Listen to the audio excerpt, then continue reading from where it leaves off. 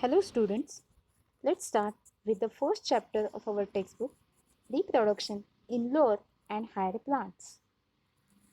You observe in nature that a mature mango plant produces the mango fruits. The seeds of these fruits germinate and develop into new mango plants. Similarly, the other organisms also give rise to the young ones of their own kind. This ability of living beings is called reproduction. Now, let's study the definition of reproduction. Reproduction is defined as the ability of organisms to give rise to their young ones of their own kind. What is the purpose of reproduction? Reproduction helps in perpetuation or continuation of species in nature. There are two major types of reproduction. Number one, asexual reproduction, and number two, sexual reproduction. Asexual reproduction is also known as the apomixis. Apo means without, mixis means mixing. It is the reproduction without mixing of gametes. Sexual reproduction is known as amphimixis. Amphi means both, mixis means mixing. Sexual reproduction is the reproduction in which there is mixing or fusion of male and female gametes. Let's compare these two types of reproduction. Asexual reproduction, it is uniparental, that is single parent is involved. Sexual reproduction, it is said to be biparental because two parents, male and female, they both are involved. Point number 2. In asexual reproduction, no fusion of gametes it is there. In sexual reproduction, fusion of gametes takes place. Point number 3. Individuals produced in the asexual reproduction are genetically identical, that is, clones. In sexual reproductions, offsprings they show the variations. Let's study the definition of clones. Morphologically and genetically identical individuals produced through asexual reproduction, they are called as clones. Now, there are various modes of asexual reproduction. They are as follows. Number 1, fragmentation.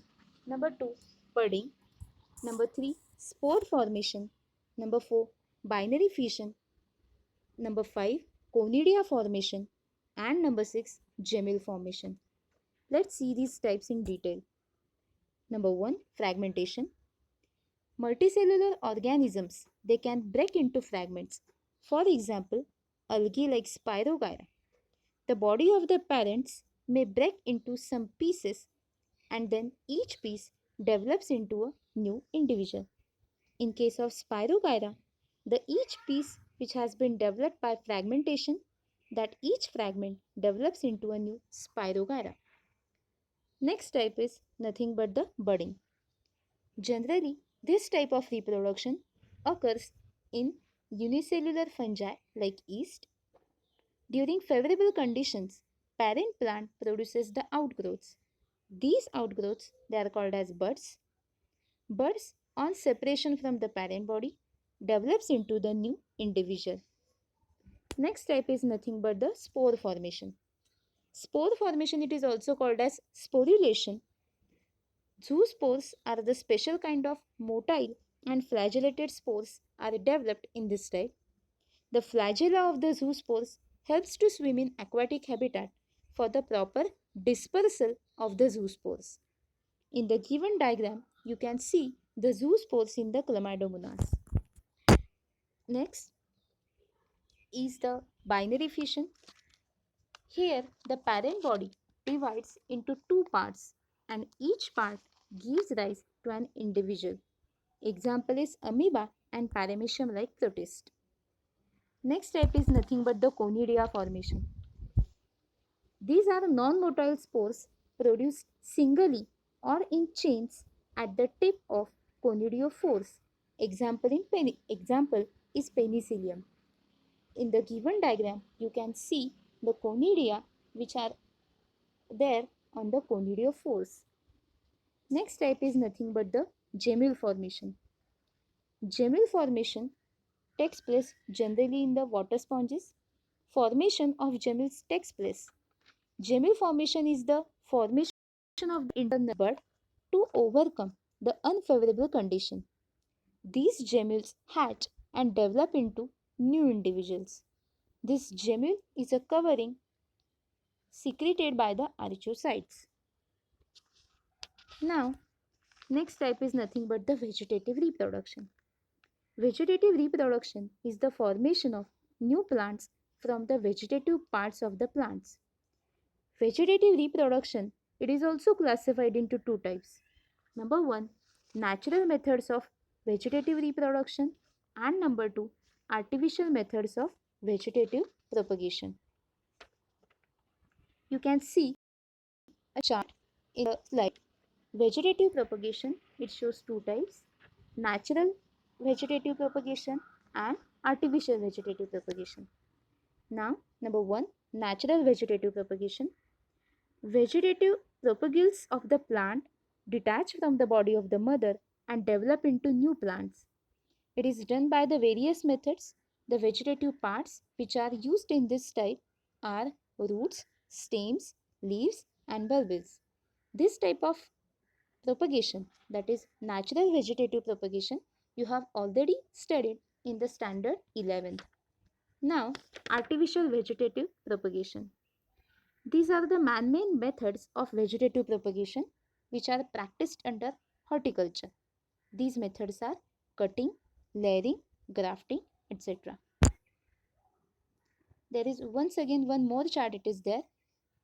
Natural methods, under which runner, tubers and bulbs are the parts or vegetative parts which are used for the natural vegetative reproduction, and artificial methods are cutting, grafting and tissue culture. Let's see their details. Artificial methods of vegetative reproduction: number 1, cutting, number 2 is grafting, and number 3 is tissue culture. Number 1, that is cuttings. Cuttings are the cut pieces of root, stem and leaves which are planted in soil for the propagation. For this, root promoting chemicals, they are also used. They are generally known as growth regulators or growth hormones. Cuttings are the cut pieces of roots, stems and leaves. Next step is nothing but the grafting. Now, grafting. Grafting is the technique of joining together the parts of two different plants in such a way that they unite and continue their growth as one plant. Now, in grafting, the plant which is rooted in the soil, it is known as the stalk, and the second plant, which is the part of the plant which is inserted on the stalk, is known as scion. I will once again repeat the concept. In grafting, the plant rooted in the soil and on which the part of the other plant is inserted is known as stalk, while the other which is inserted on the stalk is called as scion or scion. Next, budding is also one type of grafting. Budding is a basically kind of grafting in which a single bud with a small part of bark and living tissue is grafted on the particular stalk. The plants in which the budding or grafting is done, examples are apple, pear and rose. Next type is nothing but the tissue culture. Now, tissue culture, this method, it is used to produce large number of plant propagules. For this, shoot apical meristem, it is used as explant, and many shoot apices can be used which are called as micropropagules. Now, tissue culture, this method includes propagation of plants by culturing the cells, tissues and organs, which is called as tissue culture. Initially, the culturing of cells or tissues results in the formation of the undifferentiated mass of cells. It is called as callus. This callus differentiates to form a large number of plantlets. You can see in the petri dish or in the second picture of culture tubes. Small plantlets are there. These plantlets then are transferred to the separate pots or nursery to obtain a large number of plants. So this was about the tissue culture. Now in this video we have seen the asexual reproduction and vegetative reproduction. In the next video, we will start with the sexual reproduction. Thank you.